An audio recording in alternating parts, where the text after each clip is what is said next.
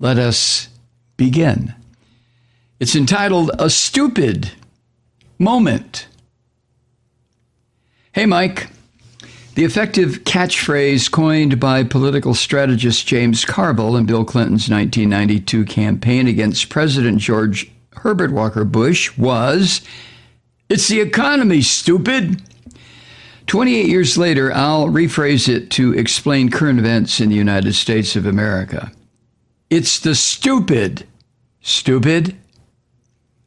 Based upon the votes cast in the November 3rd presidential election, the number of stupid people in the United States is pretty much quantifiable. As of today, November 30th, that's the day he wrote this, the results are in. 73,919,330 stupid people voted for Donald F.O. the Clown Trump. Now, there are certainly more than 73,919,330 stupid people in the U.S., but for our purposes, that's more than enough evidence to take the American people to stupid court. 80,105,041 people voted for Joe Biden. It's easier to talk in percentages, so here's what that looks like. Biden received 51.1% of the votes. F.O. the Clown received 47.1%, and that, friends and neighbors, is too damn close for anyone's comfort. In the 2016 election, 63 million stupid people voted for F.O. the Clown. In 2020, F.O. picked up almost 11 million more votes. Think about that for just a moment. 63 million Americans voted for a game show host for president, and after seeing what F.O. and his administration had done to the country over the past 4 years, almost 11 million more stupid people voted for him. And this is why the United States is screwed. Very close to half the country is incredibly stupid. As far as I can see, there's only one way to attempt to fix the stupid.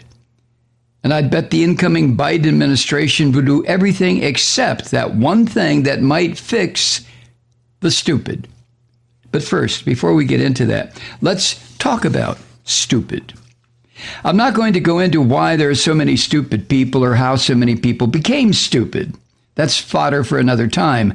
But now I'm going to tell you a real life crime story. 47 years ago, I was mugged by a guy wielding a meat cleaver. It was 10:30 at night. I was walking the couple of blocks from my house to a corner liquor store to pick up a pack of cigarettes. Suddenly, this guy burst from behind a hedge, raised an effing meat cleaver above his head, and shouted, "I'm the hatchet man! Give me all your money or I'll chop your effing head off!"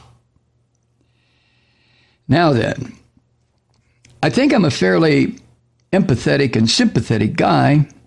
I'm sure absolutely terrible things had happened to that mugger throughout his life that shaped and formed him into the meat cleaver waving lunatic before me. But at that second, I didn't need to know about the mugger's backstory. All I was thinking about was, if this thing goes sideways, it's really going to hurt. The problem in front of me wasn't systemic racism, poverty, or drug addiction. The problem was a crazy guy threatening to cut my goddamn head off. So it is with stupid people.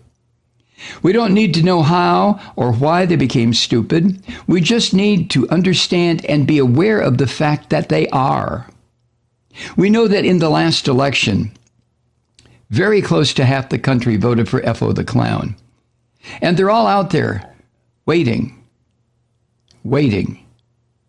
and being stupid. And my definition of stupid, it's pretty simple. If the person doesn't see what's right in front of him or her, they're stupid. When someone denies established scientific fact, they're stupid. I could go on, but I'll sum it all up by saying if someone denies reality, they're as dumb as a bag of hammers.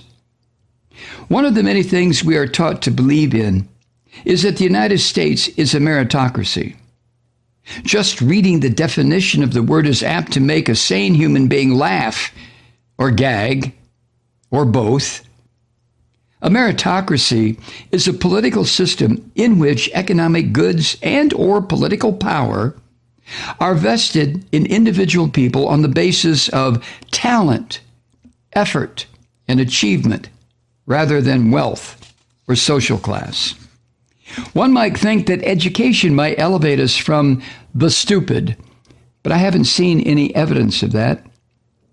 I've known and worked with people who had PhDs. All of them were ultimately thick as bricks. And my dad taught mechanical engineering at the University of Washington for almost 40 years and received his PhD in 1977. I would never have questioned anything he said about mechanical engineering, but the moment he strayed outside his field, he was an idiot. I worked with him on his engineering textbook off and on for over 10 years. He would come up with the text and rudimentary drawings, and I'd translate his drawings into 3D illustrations using AutoCAD and assembled the results into the publishing program. Why did it take 10 years? Well, he kept changing and tweaking the text and drawings, which meant I'd have to redo the book from scratch. But here's the crazy part. He didn't want to use page numbers in the book. It took me 5 years to convince him to let me number the pages. This guy had a PhD and didn't know how books worked. I have no idea what was banging around inside his head. Did he imagine a teacher would stand up in front of the class, open the book, and say, "Okay, turn to the page I'm looking at by using magic"? At this point, you might say that Professor Alexander was somewhat eccentric, the absent-minded professor. But wait, Jimmy Durante said, "I got 1,000,000 of them." But I'll only tell you a few more. According to my dad, the reason black people weren't as smart as white people is because black people had smaller heads. That's just one of the many stupid things he righteously believed. My dad was the absent-minded racist professor who fervently believed in eugenics. As Larry Wilmore of The Nightly Show said, "This isn't funny anymore, it's just stupid." He was a staunch supporter of FDR, but years later voted for Ronald Reagan, twice. How in the hell does that happen? The short answer is, my dad was stupid.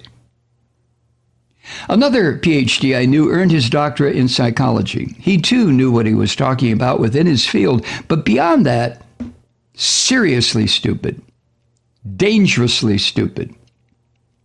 I was working with him when the United States invaded Iraq. To explain away the ultimate war crime, he said, "When some countries get uppity, the United States has to get downity." That is where stupidity becomes evil's enabler. John F. Kennedy's administration recruited academics and intellectuals to create foreign policy. And as detailed in David Halberstam's 1970 book, The Best and the Brightest, Kennedy's whiz kids served up the toxic stew of the Vietnam War. The CIA and other spy agencies use America's elite universities to recruit students. Scanning through the list of CIA, let's call them accomplishments, we only see one catastrophic blunder after another committed by these highly educated, stupid people. The CIA has a grisly history of overthrowing democratically elected governments and installing puppet dictators who are more friendly toward American interests. The oil in Iran and Chiquita Banana's stranglehold of Guatemala were more important than the will of the people. And after the CIA engineered regime change, the U.S. trained those countries' death squads to maintain order and terror. Killing hope. U.S. military and CIA intervention since World War II by William Blum is a history of CIA operations and United States military interventions designed by America's best and brightest. But that's stupid foreign policy. What about stupid domestic policy? Here are a few off the top of my head. The government of the United States separates children from parents seeking asylum in the United States and puts them in concentration camps. Hydraulic fracturing or fracking causes massive air, water, and land pollution by pumping millions of gallons of water and thousands of tons of poisonous chemicals deep underground to get at trillions of dollars worth of natural gas. But the top story on the stupidity charts in the U.S. for the past 9 months is that over 13 million people have been infected and 250,000 people had died from the COVID-19 virus because people are so goddamn stupid they won't wear a fucking mask and keep their distance. These things cannot end well. They're seemingly designed to fail. You can tell a dumbass or a collection of dumbasses are at the top, making the stupid decisions that will blow back in catastrophic fashion. And then there's the Sturm und Drang of stupid. It's hard living in a stupid world. It's a dark and scary place that is impossible to navigate when one is ruled by superstition or fear or faith. And it's so much easier to believe instead of think. And easier still when a person or organization relieves us of the burden of thinking. So all we have to do then is believe. This covenant is an alliance between the person or organization doing the thinking and the so-called true believers who keep the faith. In the fine print that no one ever reads is the promise that the person or organization will be defended on all fronts, regardless of the cost, by the true believers against the forces of reason. This codicil, buried in the fine print, has proven to be unnecessary because the true believers voluntarily defend the person or organization without being asked to do so. Because the true believers know instinctively that if they are ever deprived of the presence or beneficence of the revered person or organization, they'll have to start thinking for themselves, and that is hard. So, praise the Lord and pass the ammunition.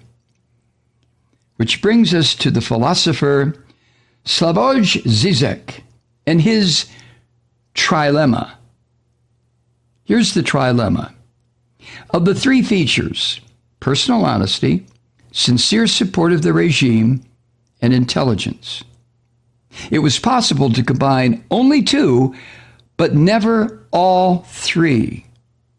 If one was honest and supportive, one was not very bright. If one was bright and supportive, one was not honest. If one was honest and bright, one could not be supportive.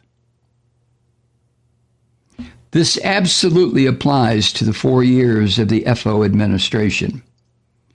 Sincere FO supporters are not smart.